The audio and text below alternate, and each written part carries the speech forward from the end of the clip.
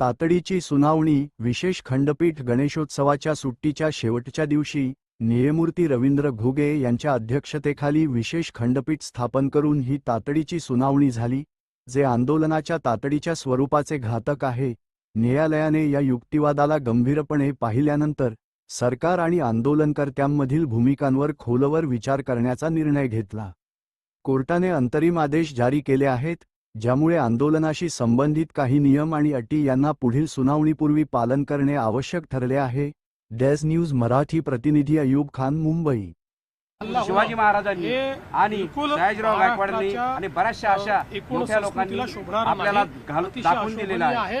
तरी दादांचं हे आंदोलन हे सरकार विरुद्ध आहे. दादांचं आंदोलन हे प्रशासनाच्या विरुद्ध आहे. येथील लोकांना कोणताही त्रास देण्याचा त्यांचा कोणताही मानस किंवा उद्देश नाही, हे त्यांच्या आव्हानातून या वेळोवेळी दिसलेलं आहे.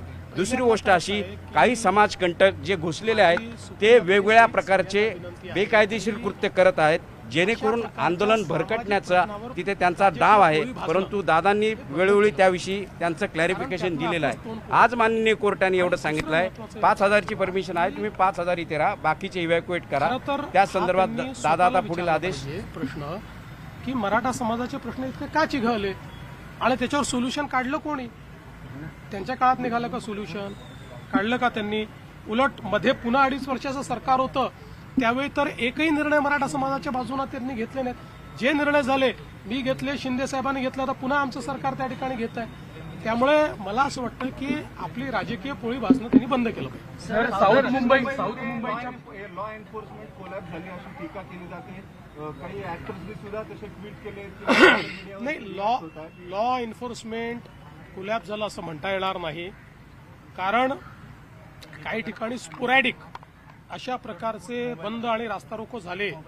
त्या ठिकाणी अर्ध्या तासात, 15 मिनिटात, 20 मिनिटात पोलिसांनी ते रस्ते रिकामे केलेले आहेत. त्यामुळे लॉ अँड ऑर्डर कोलॅप्स झाली असं म्हणता येणार नाही. हा, काही घटना मात्र अशा घडलेल्या आहेत की ज्या भूषणावं नाही आहे, आणि अशा प्रकारची अपेक्षा आंदोलकांकडनं नाही आहे. आता जर त्याचंही समर्थन होणार असेल तर मात्र मग महाराष्ट्राची संस्कृती कुठे चालली आहे?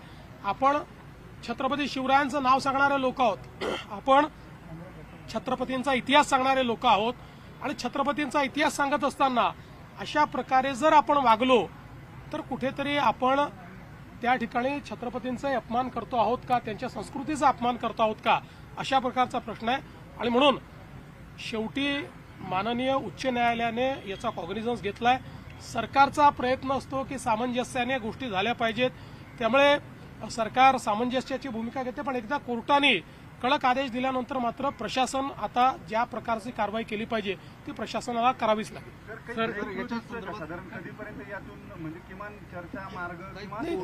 असं आहे की आजही त्या ठिकाणी विखे पाटील साहेबांनी सांगितलं की तुमचं काही शिष्टमंडळ असेल, चर्चा करणारे लोक असतील, चर्चा करायची कोणाशी? माईकवर चर्चा करा, अशी चर्चा होते का मला सांगा? तरी आम्ही आपलं त्यांच्याकडनं काही आलं तर आम्ही त्याच्यावर प्रयत्न करतो. त्यांनी एक निवेदन दिलं, त्या निवेदनातनं काय मार्ग निघू शकतो ते आम्ही बघतो. कारण शेवटी सरकारला त्या ठिकाणी कुठली आडमुठेपणाची भूमिका घेता येत नाही. सरकार कधीही कुठला इगो धरत नाही. त्याच्यामुळे त्यातनंही जो काही मार्ग काढता येईल तो काढतोय. जर चर्चेला कोणी समोर आलं तर लवकर येईल. सर, मुंबईत हा विषय केंद्राकडे पण महत्त्वाचा जाणं गरजेचं आहे. कायदे तज्ज्ञांचं नाही हे म्हणणं काल पवार साहेबांनी मांडलेलं आहे. पण कायदे तज्ज्ञांनी हे स्पष्ट सांगितलं, आणि सुप्रीम कोर्टाने सांगितलंय की हा मुद्दा राज्याच्याच अखत्यारीतला आहे, हा केंद्राच्या अखत्यारीतला नाही. सर, मुंबईत व्यापाऱ्यांकडनं सुद्धा एक पत्र देण्यात आलेलं आहे की कुठेतरी मुंबई स्टँडस्टिल पोझिशनमध्ये येते. या व्यापाऱ्यांना काय आव्हान असेल? मला असं वाटतं की आम्ही बघा, पहिल्या दिवशी जो काही लोकांनी धुडगूस घातला, त्यामुळे व्यापाऱ्यांनी दुकानं बंद केली, ते निघून गेले, आणि मग लगेच आम्हाला उपाशी ठेवण्याचा प्रयत्न केला वगैरे आरोप लागले. पण ते काही कोणीही त्या व्यापाऱ्यांना सांगितलं नव्हतं. तिथे काही लोकांनी धुडगूस केल्यामुळेच ते व्यापारी निघून गेले होते. पण नंतर आम्ही त्यांना सांगितलं तुम्ही दुकानं उघडी ठेवा, आम्ही पोलीस फोर्स ठेवतोय, कुठेही आम्ही काही उधळणार नाही. त्यांनी दुकानं उघडी ठेवली, दुकानं उघडी आहे.